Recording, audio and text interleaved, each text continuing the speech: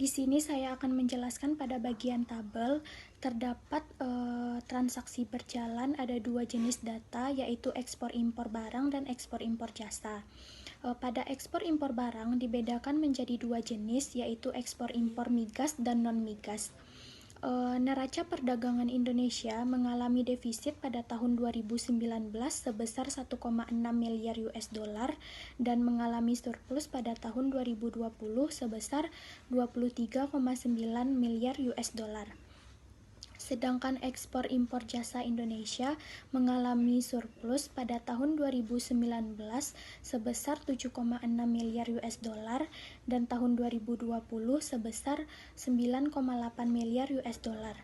Begitu juga dengan neraca berjalan Indonesia masih mengalami surplus pada tahun 2019 sebesar 5,9 miliar US dollar dan tahun 2020 sebesar 14 miliar US dollar.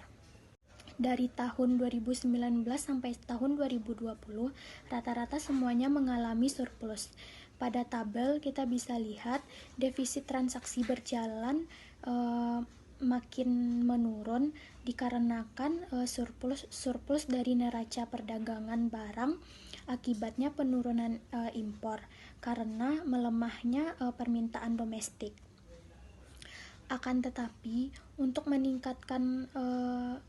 menyeimbangkan kenaikan investasi, konsumsi domestik juga harus ditingkatkan karena keduanya harus konsisten agar pertumbuhan ekonomi tetap terjaga.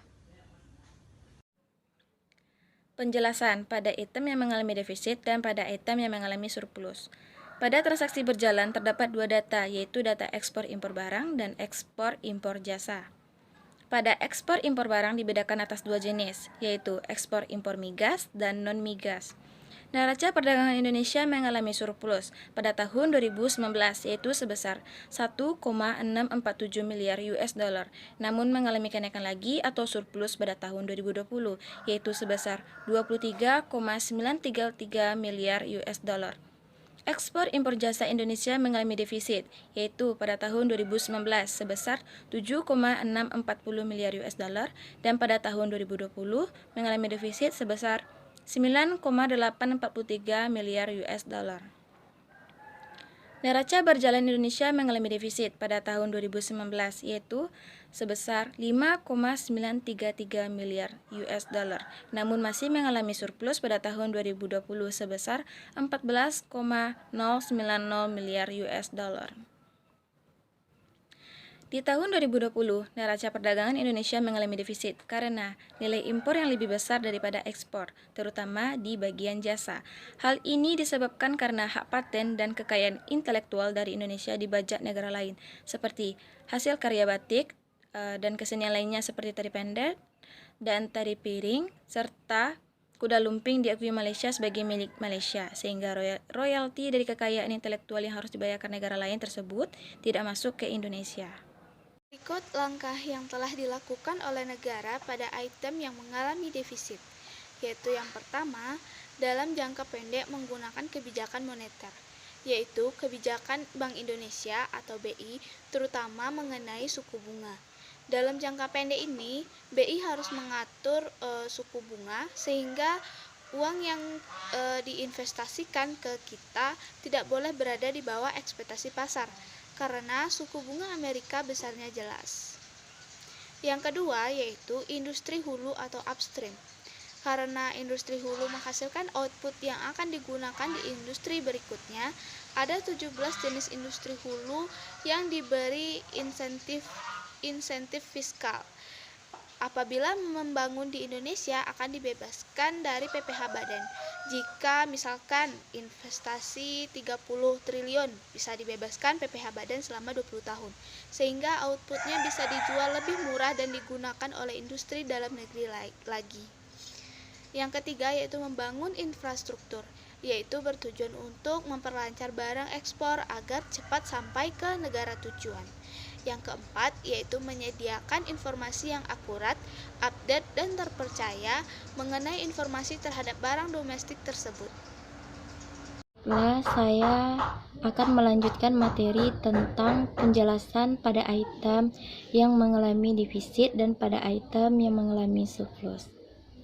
Di sektor ekspor impor barang, migas maupun non-migas mengalami penurunan dibandingkan tahun 2019. Kondisi ini merupakan suatu ancaman yang serius bagi Indonesia ke depan.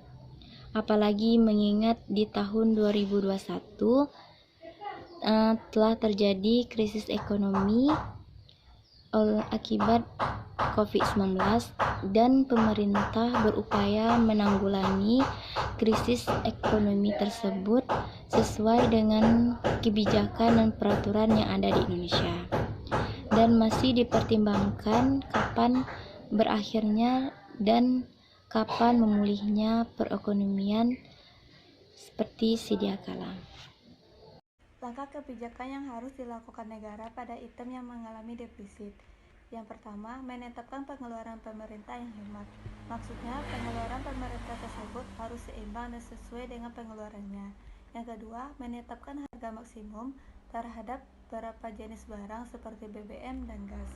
Yang ketiga, menerapkan harga B2O yang artinya 20% volume solar negara itu berasal dari CPO dan kelapa sawit. CPO adalah renewable energy setelah digunakan pohon kelapa sawit dipupuk lagi dan berbuah lagi. Assalamualaikum warahmatullahi wabarakatuh.